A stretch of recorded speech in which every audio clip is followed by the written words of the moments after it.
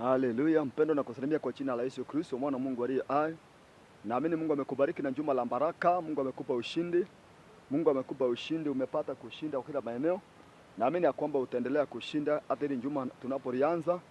Mungu wetu akubariki sana, Mungu akupigania kila vita. Lakini nakubendi umkubali Kristo Yesu akuwa Bwana mwokozi maisha yako. Tunakaa katika siku za mwisho ambazo unafaa ukuwe tayari. Kristo anaweza kuja wakati wote. Anasema naja upezi na ujira wangu mikononi mwangu kumlipa kila mtu kulingana na matendo. Kwa hivyo kuwa tayari, kuwa kwa Kristo, kuwa ndani ya mwana wa Mungu, ndiye njia na ukweli na uzima. Kwa hivyo siku ya leo Mungu amenipatia neema kukuja kuambia kwamba Mungu anakupenda na Mungu hataki upotee, Mungu hataki uangamie, Mungu hataka ukaridi ule uzima wa milele. Kwa hivyo nakubarikia ile njuma leo la baraka kupitia jina la Kristo lenye uwezo na mamlaka. Mungu akubariki, Mungu akubariki, Mungu akubariki. Mungu akubariki in Jesus name. Katika siku ya leo tuangalia kwamba kitu gani kinachofanyika wakati fahamu zako zitakaporejeshwa. Kitu gani kitakachofanyika wakati fahamu zake ziliporejeshwa? Nebukadneza baada ya kula nyasi kwa miaka 7, ni kitu gani kilichofanyika? Nebukadneza alirudishiwa mamlaka yake aliyokuwa ameyapoteza. Alikuwa amenyang'anywa kila kitu.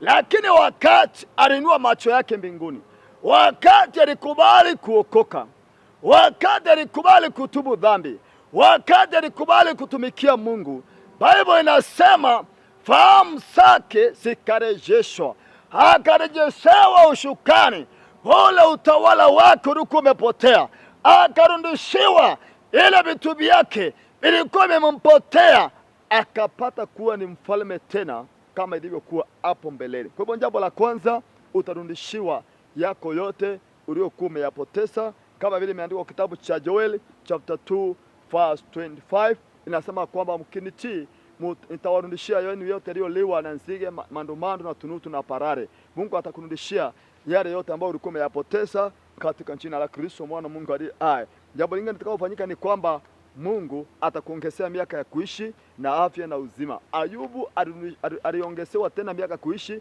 baada kupitia kwa yale mateso aliyopoteza kila kitu. Kwa hivyo inasema kwamba aliishi tena miaka 140. Kwa hivyo maisha yako utakapokubali Mungu na kumpatia heshima yake na kuokoka, Mungu atakurudishia yote yako uliyoyapoteza.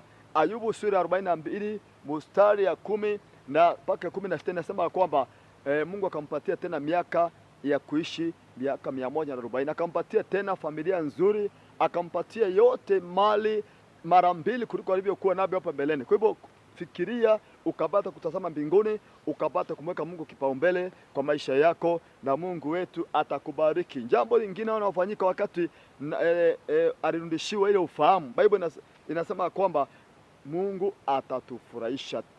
Kitabu ya Zaburi 90 mstari 15 nasema kwamba kadiri ulivyotutesa Bwana Mungu wetu utufurahishe. Mungu atakufurahisha. Kwa hivyo usikate tamaa, kama usifikirie imeisha ya kwamba huwezi kufurahi tena. Unaweza kufurahi tena, unaweza kula vizuri tena, unaweza lala vizuri tena, unaweza kuwa ni mtu ambaye anapewa heshima tena. Ni kwa sababu Mungu atakufurahisha na atakurudishia ile heshima ulikuwa umeipoteza. Kwa hivyo Mungu akubariki sana na kutekea juma la baraka. Mungu akuonekanie na Mungu akubariki na Mungu akutetee kwa kila maeneo ambako unaona maisha yako yaende sawa, yakaende sawa katika jina la Yesu Kristo mwana Mungu aliye hai.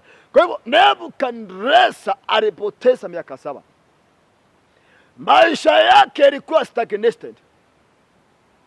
Alikuwa ni mtu ambaye ajue kitu gani kinachoendelea. Hata watu wako wanajua kitu gani kinachomfanyikia. Maana hata wakati alirejeshewa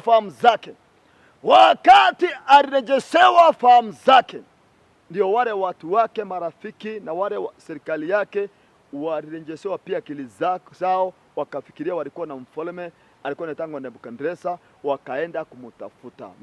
Mungu asababishe fahamu zako zirudi, utajiri yako irudi, manyumba yako yarudi, magari yako yarudi, ardhi yako irudi, yale umeibiwa yakarejeshwe tena, yale ibilisi aliiba yakarejeshwe, maana yeye ni mwizi.